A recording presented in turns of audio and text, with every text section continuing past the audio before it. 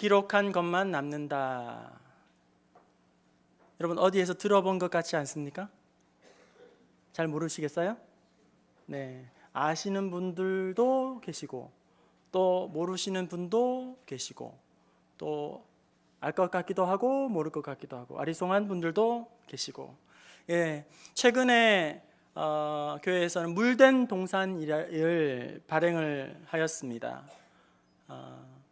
그리고 이 물된 동산을 이제 배부를 하고 있는데요, 한 분도 빠짐없이 한 가정에 한 개씩 꼭 가져가시고 또 이 물된 동산이라는 좋은 책을 통해서 이웃에게 전도도 하시고, 그 다음에 교회를, 부평중앙교회를 소개하실 때에 입으로도 소개하시고 자랑하실 뿐만 아니라 우리 교회에 좋은 책이 나왔어요 하고는 또 전해주시면 아마 좋은 홍보도 되고 또 자랑도 될 거라고 생각합니다.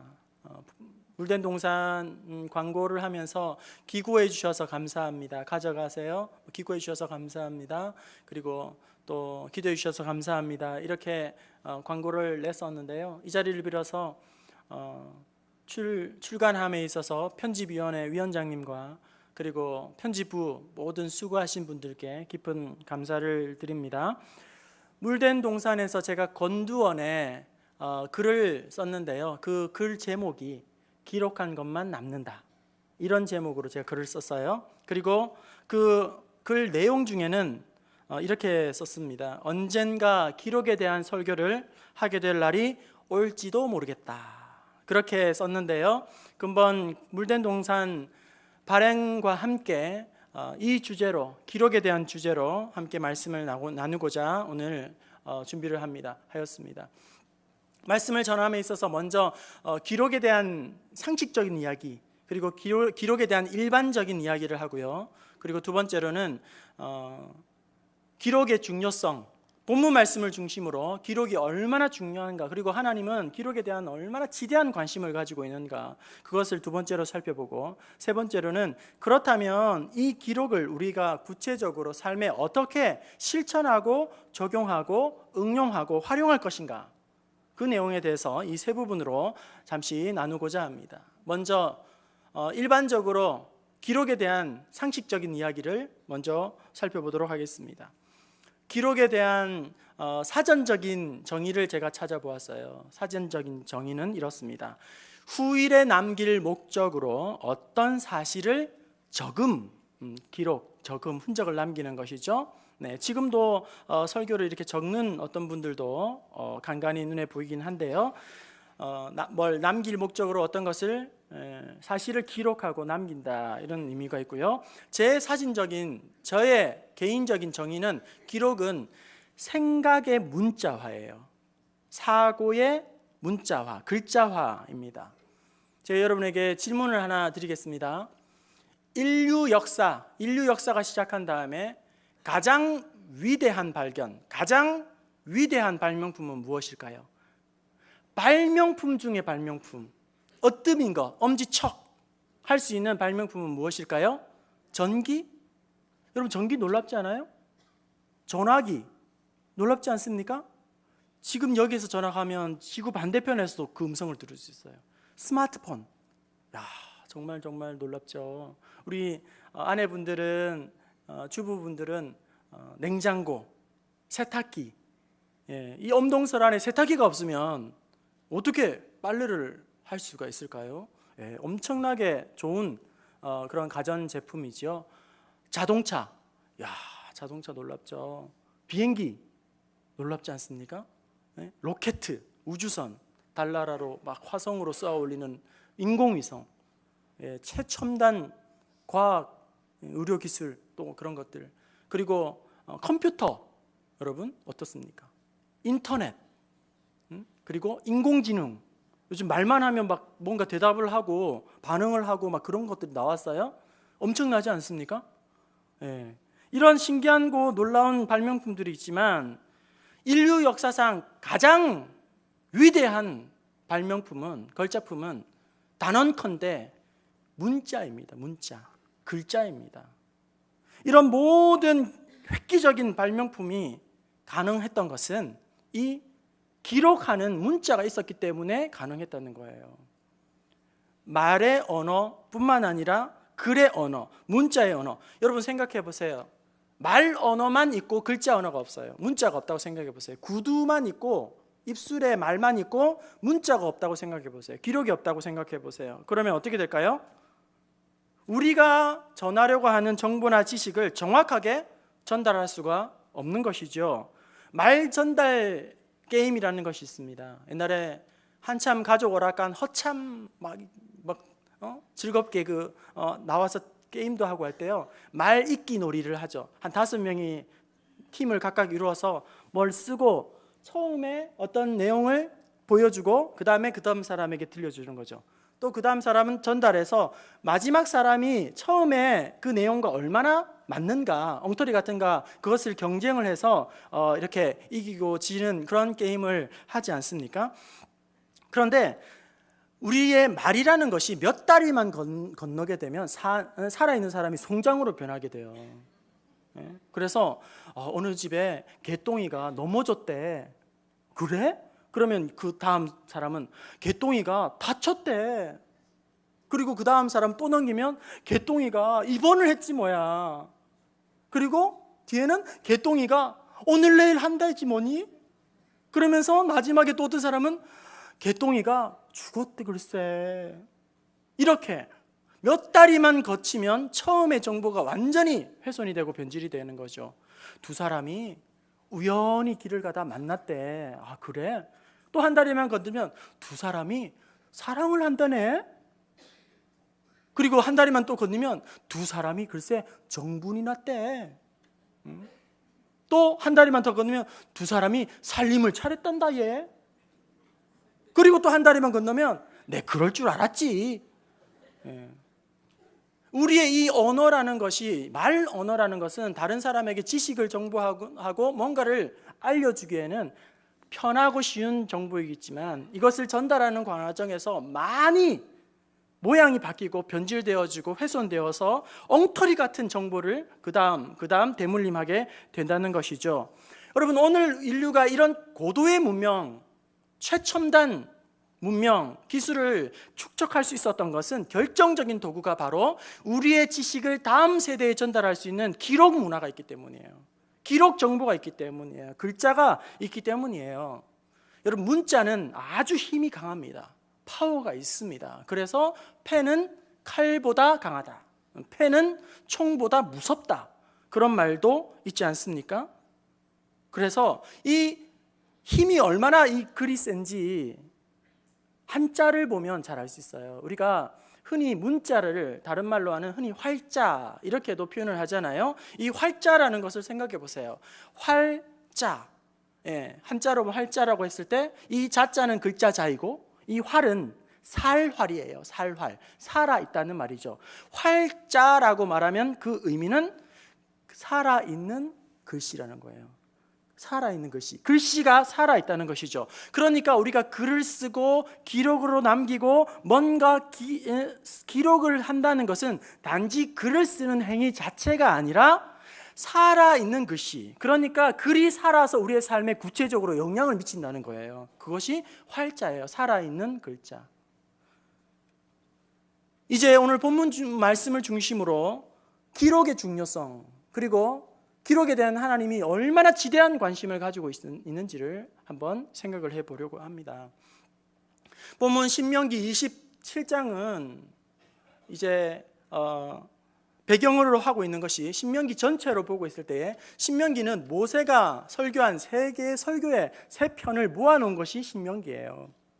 그리고 제1 설교는 신명기 1장 1절부터 4장 43절까지가 제1설교인데 거기에서는 이스라엘 백성들이 광야에서 이렇게 살아가는 것을 모세가 설교한 것을 묶어놓은 것이고, 제2설교는 신명기 4장 44절부터 26장 19절까지 그 내용은 이제 이스라엘 백성들에게 하나님이 율법을 주신다는 사실을 강조하는 내용으로 그렇게 묶어놓은 것이고요. 이제 27장부터 끝까지가 모세의 제3설교인데 이 27장부터 마지막 이 3장 세 번째 설교는 신명기의 이제 전체를 아우르는 결론부에 해당하고 모세오경, 그러니까 창출 레민 신명기잖아요. 모세오경의 이제 모든 모세오경의 결론 부분이라 할 수 있는 것이 바로 이제 모세의 제3설교라는 것이죠.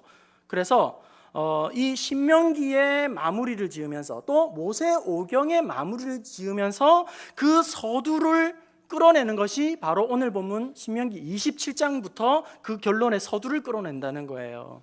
그리고 좀 더 좁혀서 27장만 보았을 때 크게 두 부분으로 나누어지게 되는데 1절부터 10절까지의 내용은 이제 율법을 돌에 새겨라, 그리고 이제 제단을 세워라, 에발산에 세워라, 제단을 세우고 비석을 세워라 하는 것과 11절부터 끝까지는 이 율법을 준행하느냐에 따라 안 하느냐에 따라서 축복과 저주를 그리심산과 에발산에서 선포하라, 이 말씀이 27장의 말씀이라는 거예요.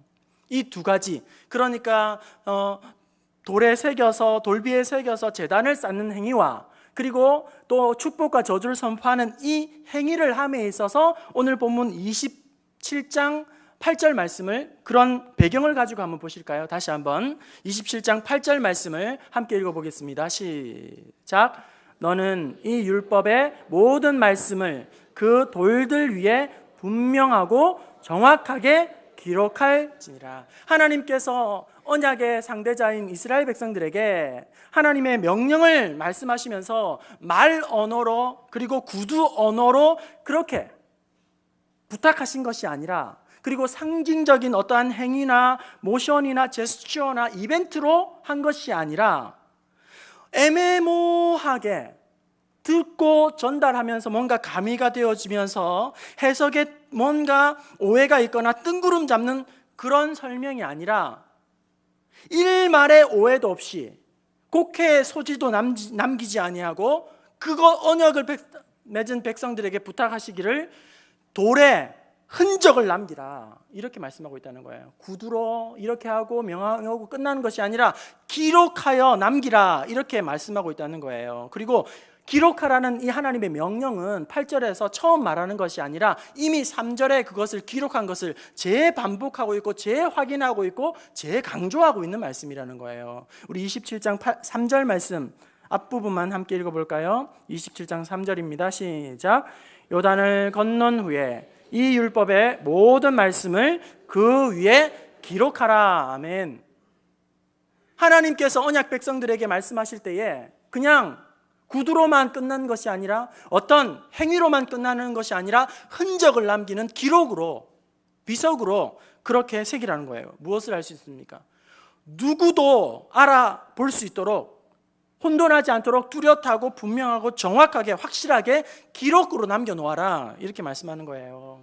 오늘 본문과 함께 이사야 30장 8절, 이제 가서 백성 앞에서 서판에 기록하며 그 다음에 책에 써서 후세에 영원히 있게 하라, 이렇게 말씀하고 계세요. 이거 무슨 말일까요? 하나님께서 이스라엘 백성들에게 이사야 선지자를 통해서 하나님 말씀을 선포하십니다. 그런데 이스라엘 백성들은 찌질이도 말을 안 듣는 거예요. 하나님의 말씀을 거절하죠, 부인하죠, 무시하죠, 듣지 않으려고 귀를 막죠, 틀어막습니다. 하나님은 선지자를 통해 말씀하시는데 불신하는 마음과 그 태도를 보시면서 하나님께서 궁극적인 심판과 그리고 구원의 메시지를 어떻게 해요? 기록하여 남기라, 그리고 책으로 써라, 그리고 후대에게 알려주어라, 전해주어라, 잊지 않도록 기억하도록 기록해서 남겨주어라, 이렇게 우리 하나님께서 명령하고 있다는 것입니다. 이뿐만 아니라 성경을 보면 곳곳마다 하나님께서 기록에 대해서 얼마나 중요하게 이스라엘 백성들에게 요구하고 있는지를 몰라요. 예레미야 36장 2절, 하박국 2장 2절, 우리 말씀 자막 보시면서 함께 읽어보겠습니다. 예레미야 36장 2절과 하박국 2장 2절, 우리 연달아 함께 읽어보겠습니다. 시작. 너는 두루마리 책을 가져다가 내가 내게 말하던 날, 곧 요시야의 날부터 오늘까지 이스라엘과 모든 말을 거기에 기록하라. 그 다음, 여호와께서 내게 대답하여 이르시되 너는 이 묵시를 기록하여 판에 명백히 새기고 달려가면서도 읽을 수 있게 하라. 보십시오. 두루마리에 모든 말씀을 기록하라. 그리고 하박국 2장 2절은 다른 성경을 찾아보니까 이렇게 기록하고 있어요. 주께서 내게 말씀하셨다. 주께서 나에게 명령하셨다. 너는 내가 내게 보여주는 이 계시의 말씀을 서판에 큰 글씨로 똑똑히 새겨라. 그래서 누구든지 달려가면서도 그것을 충분히 읽도록 하여라. 이렇게 말씀하셨다는 거예요. 여러분, 이상의 말씀을 보면서 뚜렷한 한 가지 결론을 우리는 내릴 수 있습니다. 이상의 말씀을 통해서 하나님께서 원하시는 가장 분명한 결론 한 가지에 도달할 수 있습니다. 그건 무엇일까요? 하나님은 무엇을 중요하게 여기신다고요? 기록하는 것을 중요하게 여기신다는 거예요. 하나님은 무엇에 지대한 관심을 가지고 있다고요? 우리가 기록하는 것에 하나님은 지대한 관심을 가지고 있다는 것입니다. 여러분, 하나님께서 주신 나의 사랑하는 책, 이 성경책도 하나님께서 우리에게 주신 기록이에요. 기록. 인류 역사상 이 성경을 없애려고 도전했던 끊임없는 세력들이 있습니다. 많은 폭군들이 이 성경을 없애려고, 많은 독재자들이 이 성경을 없애려고, 복음을 수장시키려고, 그리고 많은 사탄의 하수인들이, 그리고 적그리스도인들이 이 성경을 없애기 위해서 얼마나 갖은 술수를 다 썼는지 몰라요. 찢어버리죠, 불태워버리죠, 땅에 묻어버리죠, 바다에 수장시켜버리죠. 그렇게 이 성경을 없애려고 사탄의 하수인들이 그렇게 목을 맺지 않습니까? 하지만 그 성경이 그대로 우리에게 이렇게 하나님께서는 선물로 주셨다는 거예요. 여러분, 만약에 하나님의 말씀이 기록된 성경으로 주어지지 않았다, 우리에게 주어지지 않았다, 만약에 이 성경 말씀이 입에서 입으로 전달됐다고 생각해 보세요. 3500년 전에 기록된 성경, 구약 성경이, 그리고 2000여 년 전에 기록된 우리 예수님의 말씀과 사도 바울의 서신서들이 입에서 입으로 2000년 동안, 3500년 동안 전달되었다면 여러분 어떻게 되었을까요? 기독교는 없습니다. 기독교 신앙은 완전히 그 원형을 찾아낼 수 없을 정도로 회개망측한 그런 이상한 종교가 되었을 거예요. 어느 무당보다 못한 그런 사이비, 샤머니즘이 되고 말았다는 것이죠. 저는 어느 산에서 기도하니까 제가 만난 하나님은 이런 하나님이세요. 제가 기도하면서 만난 하나님은 이런 하나님이세요. 제가 하나님께 나아가면서 배운 하나님, 이런 온갖 자기만의 하나님으로, 하나님의 형상은 정해져 있는데 가미되고 또 재단되어지고 뭔가 만들어진 이상한 종교가 되고 말았을 거란 말이죠. 하나님께서 이 성경을 주시지 않았다면 우리는 하나님을 알 수도 없고, 하나님을 알아갈 수도 없고, 또 구원을 얻을 수 있는 방편도 우리는 알 수 없어요. 아무리 생각해도 하나님께서 이 귀한 말씀을 우리에게 주셨다, 이것은 엄청난 은혜이고 선물이고 축복이 아닐 수가 없는 것입니다. 말씀으로 다시 돌아와서, 여러분, 하나님은 기록을 중요하게 여기세요. 하나님은 기록하는 일에 지대한 관심을 가지고 계십니다. 사실 우리 인간이 이 기록하는 행위는요, 사람의 머리에서 나온 것이 아니라 하나님이 명령하신 것, 하나님의 가르치시는 것에 기인을 하고 있는 거예요. 그래서 그 사람들은 기록하고 있는 것입니다. 그런데 문제가 있어요. 무엇이 문제냐면, 기록의 중요성과 이 기록의 가치와 기록의 유용함들을 세상 사람들이 우리보다 먼저 알아차렸다는 것입니다. 세상을 변화시키고 세상을 리더해 나가야 할 하나님의 자녀인 백성들이 하나님의 명령을 먼저 알아차리고 깨닫지 못하고, 세상 사람들이 이 기록의 가치를 먼저 알아차리고 그들은 일찍이 그것을 자기 걸로 만들어서 이 기록을 활용하면서 혜택을 누리고 있다는 거예요. 자기의 업적을 남기고 이름을 남기고 역사적인 인물이 그렇게 되어 가고 있다는 것입니다. 여러분, 하나님은 기록하는 것을 중요하게 여기십니다. 기록을 지대한 관심을 가지고 계십니다. 제 이야기를 여러분 잠깐 드리려고 합니다. 여러분, 저는 기록 예찬론자예요. 저는 기록을 굉장히 중요하게 생각하는 사람이고요, 기록을 사랑하는 사람입니다. 그리고 물된 동산에서도 제가 썼지만 우리 부교육자님들께 곧잘 제가 이런 당부를 드려요. 기억력을 믿지 마세요. 머리를 믿지 마세요. 기록을 믿으세요. 제가 그렇게 이야기해요. 그리고 IQ를 믿지 마시고 기록을 믿으세요. 제가 그런 이야기를 해요. 그리고 이 한 대목을 제가 읽어드리겠습니다. 설교이든지 사역이든지 그것이 무엇이든지 간에 기록을 남겨놓을 때에 시간이 가면 갈수록 시행착오를 줄이게 되고 끊임없이 성장 발전하게 됩니다. 반대로 기록이 없으면 감이 그 자리를, 그러니까 감, 느낌, feel, 이것이 그 자리를 대신하면서 채우면서 끊임없이 시행착오를 반복하게 됩니다. 제가 그렇게 기록을 썼어요. 그러니까 기록으로 남겨놓지 않으면 계속 빠졌던 웅덩이에 또 빠지게 되고 맨땅에 또 헤딩을 하게 된다는 것이죠. 제가 부평중앙교회에 청빙을 받고 담임 목사로서의 그런 목회를 함에 있어서 아슬아슬하지만 티 안 나게, 그리고 큰 실수 없이 큰 무리 없이 이렇게 담임 목사 목회를 하고 있는 것은 제가 이전에 어느 교회에서 담임 목회를 한 경험을 가지고 이렇게 노하우를 가지고 하는 것이 아니라 부교육자 시절에 내가 담임 목사가 되면 이 일을 어떻게 처리할 것인가, 순간순간마다 메모하는 거, 기록하는 거죠. 내가 그 순간이 왔을 때 어떻게 할 것인가, 그것들이 하나 둘씩 계속 가지고 쌓여오면서 아슬아슬하지만 티 안 나게 그렇게 지금 담임 목회를 하고 있는 것이 기록에 대한 부분에서 제가 많은 도움을 받고 있다는 거예요. 저는 여러분이 기록에 대한 유익과 가치를 과소평가 아니라 할 수만 있으면 기록의 가치와 중요성을 과대평가를 좀 하셨으면 좋겠어요. 그래서 이 기록에 대한 유익을 좀 더 절실하게 느끼고 기록이 얼마나 유용한 것이라는 것을 격하게 함께 공감하면서 여러분의 삶 속에서도 이 기록하는 습관들을 좀 들였으면 좋겠다.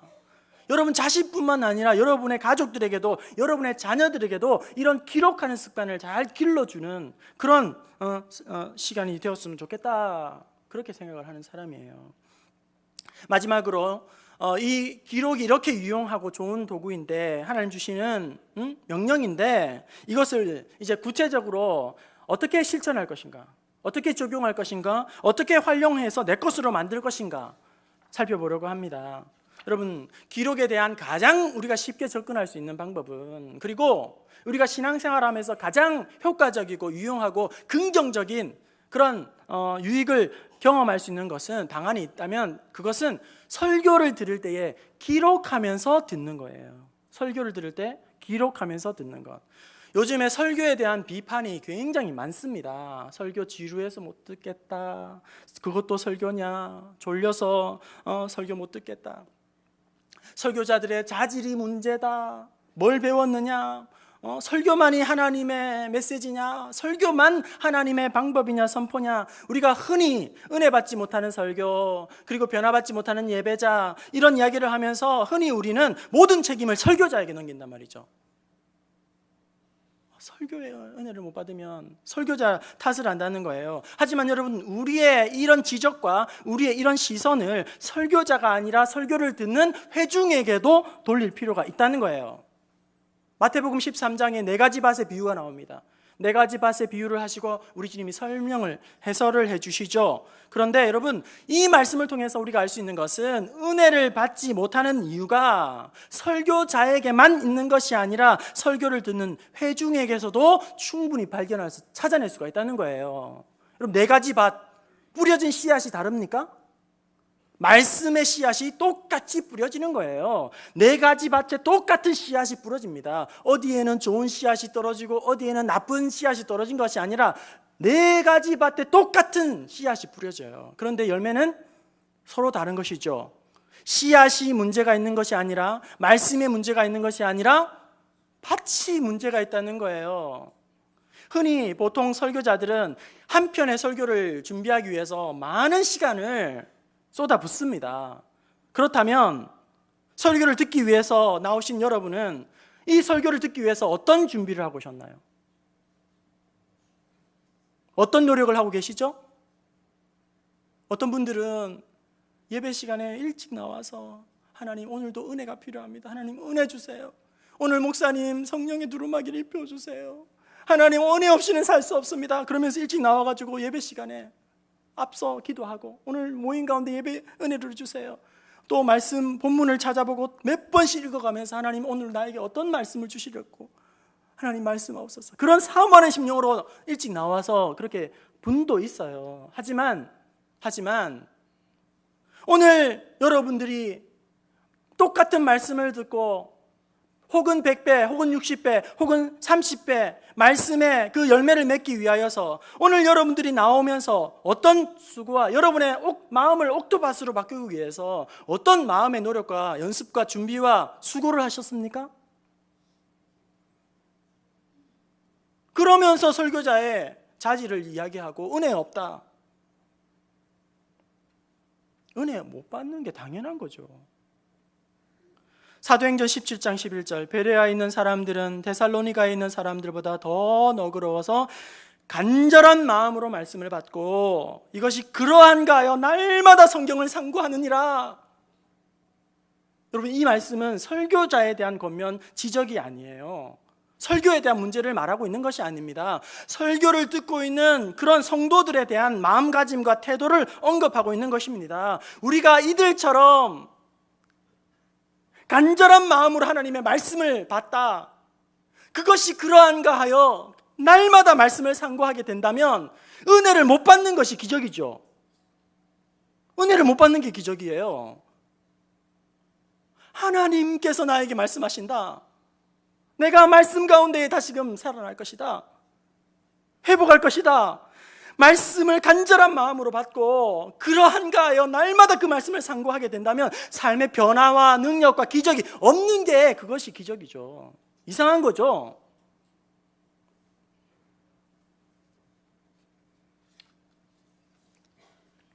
지난 이틀간 직분자 세미나를 하였습니다. 3주간 광고를 하였고 이우재 목사님께서 말씀을 해주셨는데 여러분 저는 너무너무 행복했어요. 말씀을 듣는 게 참 이렇게 말씀이 달구나. 말씀 너무 좋다. 말씀을 붙잡고 싶었어요. 더 듣고 싶었어요. 정말 이렇다. 이거 들어야 되는데 그래서 두 번째 날은 청년들도 다 오게 좀 연락 좀 하세요. 직분자 세미나, 재직 세미나인데 우리 청년들도 다 좀 오게 하세요. 한 분이라도 더 오게 하세요. 그래서 문자도 보내고 너무너무 저는 말씀이 달아요. 저 목회자인 저에게도 막 도전이 되고 은혜가 되고 그렇다. 막 제가 막 청소가 되는 것 같아요. 제가 정화가 되는 듯한 시간 가는 줄 모르고 은혜를 받으면서 어떻게 하면 이 말씀을 마음에 새길까? 내 것으로 만들까? 붙들까? 그렇게 하면서 어떻게 하면 돼? 기록하는 거예요. 기록하면서 흔적을 남기는 거죠. 그 시간을 붙들기 위해서 애를 쓰는 거예요. 여러분 아무리 유명한 설교자, 옥하는 목사님, 하용전 목사님 이런 대목회자들, 설교자들이 말씀을 전해줄 때 여러분 어떻습니까? 말씀 들으면 막 엄청 충만해져. 은혜가 충만하고 막 마음이 뜨거워지고 기도가 막 터지고 방언이 터지고 또 간절하게 그렇게 하나님 앞에 눈물이 펑펑 쏟아지고 막 떼굴떼굴 구르는 은혜가 있지 않습니까? 그런 은혜를 들으면 너무 좋다. 그런데 하루 지나고 이틀 지나고 사흘 지나면 어떻습니까? 희미해지는 거예요. 은혜를 받는 동안에는 이 자리가 너무나도 행복하고 즐거웠는데 말씀이 꿀송이보다 더 단데 조금만 지나고 나면 아멘 아멘 하다가 감탄하다가 하나님 앞에 감동으로 말씀 앞에 무릎 꿇다가 기록해 놓지 않으면 며칠이 지나지 않아서 그냥 좋았다, 그때 은혜 받았다, 감흥만 남을 뿐이에요. 느낌만 있을 뿐이에요. 그런데 여러분 간단한 메모를 하더라도 남겨놓으면 잊었다가도 그것을 기록을 내가 읽어보면서 내 마음이 다시금 뜨거워지는 거예요. 그때의 분위기가 다시금 느껴지는 거죠. 내가 하나님 앞에서 어떻게 길 떠냈는가, 어떤 믿음의 다짐을 했던가, 하나님 어떤 은혜를 주셨는가, 그것이 다시금 회복되어지고 감동이 살아나고 영감이 살아나고 다시금 결단하고 나아가게 되는 것이죠. 그래서 메모하는 것이 이렇게 중요하다는 거예요. 설교를 하다 보면 여러분 여러분들은 다 뒤통수를 보고 계시잖아요, 그죠? 저는 여러분들의 얼굴을 볼 수가 있잖아요, 그죠? 그런데 어떤 분들을 보면 눈을 못 뜨시는 분이 있어요. 눈을 못 뜨시는 분이 있어요. 지난밤에 불면증 때문에, 목사님 불면증 때문에 제가 잠을 못 자요. 그런 분들도 있겠죠. 예. 그리고 너무 집안에 여러 가지 복잡스러운 그런 고민들이 많으시면 잠을 설치게 되잖아요. 그래서 잠을 못 주무시고 나오신 분들은 좀 조셔도 돼요. 예, 주무셔도 돼요. 이 시간이라도 하나님이 좀 꿀 같은 쉼을 주셔야죠. 그리고 또 이게 약을 드시는 분들, 뭐 혈압약, 당뇨약, 알레르기약, 비염약, 이건 약이 독하니까 약을 먹으면 아무리 깨어 있고 싶어도 막 눈꺼풀이 무거워가지고 막 잠이 막 오시는, 쉬셔도 괜찮아요. 주무셔도 괜찮아요. 그런데 어떤 분들은 설교가 시작되면 자동으로 수면 모드를 들어가시는 분이 있어요. 눈을 지그시 감으시고 그렇게 시간을 계속 보내시는 그런 분이 있다는 거예요.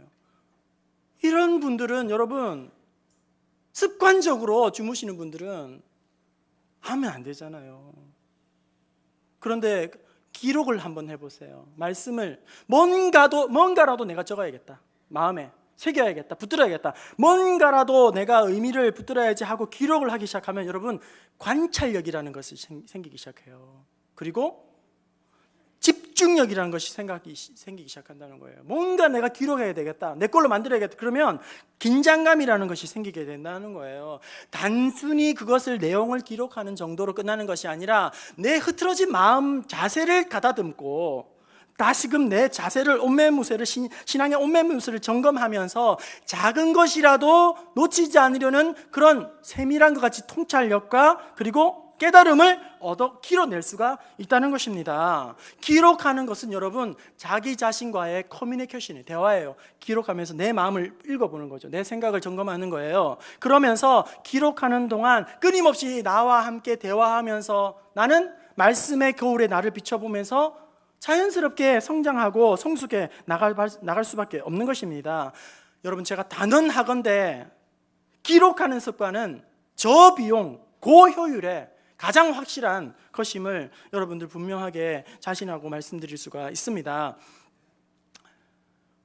여러분, 말씀을 그냥 한 귀로 듣고 한 귀로 흘려보내려고만 하지 마시고 무엇이든지 여러분 손으로, 말씀을 듣고 손글씨로 꾹꾹 눌러서 여러분 직접 한번 기록해 보세요. 그러면 여러분이 삶이 변화가 새롭게 나타나기 시작할 겁니다.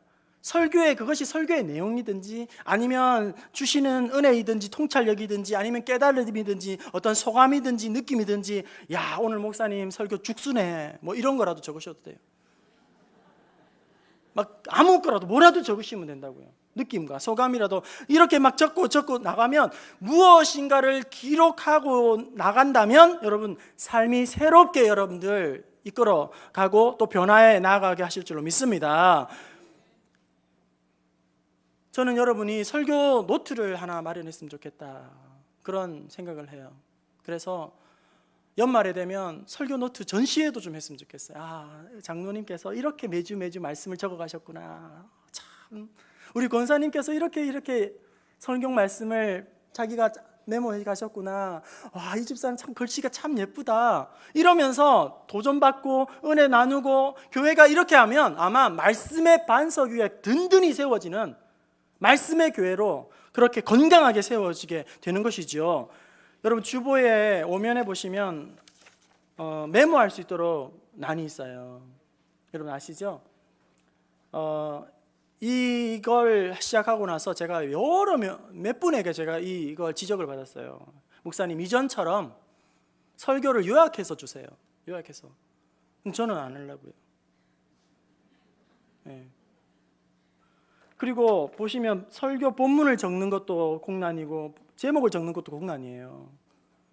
이거 인쇄소에다가 박아달라고 하면 매 주보랑 다 적어주는 거예요. 저는 공난으로 비워요. 왜냐하면 본문이라도 적으시라고. 신명기 27장 8절, 이사야 30장 8절 기록한 것만 남는다. 제목만 적으시라고. 그리고 몇 자만 적으시면 돼요. 아, 오늘 은혜 안 되네. 몇 자만 적으시라고. 그리고 연말에 이거 모아오시면 교회에서 제본을 좀 해줬으면 좋겠다 싶어요. 목사님, 제가 매주 주시는 말씀 제가 비록 졸다가 기록도 할 때도 있고 못할 때도 있고 그냥 제목만 적을 때도 있지만 제가 1년 동안 모았습니다. 제본을 탁 해서 선물 딱 드리면 좋겠다. 그리고 주보에 적었던 그 주의 말씀을 가지고 가정에서 나누셔도 돼요. 그 가정 예배 드리시면 돼요. 이번 주일날 목사님이 이런 말씀 주셨어요. 나에게 이런 은혜 주셨어요. 나누시면 돼요. 그게 가정 예배죠. 네? 어려운 게 아니죠. 이제 말씀을 마치려고 합니다. 여러분, 설교를 기록하는 순간 여러분은 이제 성장하게 될 것입니다. 기록하는 순간 여러분 이제 하나님을 닮아가고 주님을 닮아가고 성숙하게 될 것입니다. 여러분, 저는 이 메시지를 여러분에게 분명하게 전하고 싶어요. 기록하는 것을 과소평가하지 마시고 하나님께서 우리에게 기록하라, 성경을 기록하라 말씀하셨어 뿐만 아니라 오늘 우리의 삶 속에서 하나님의 주시는 은혜를 기록하라는 이 말씀 앞에서 믿음으로 반응하여 이 기록하는 것을 과소평가하는 것이 아니라 과대평가하는 여러분 되시기를 원합니다.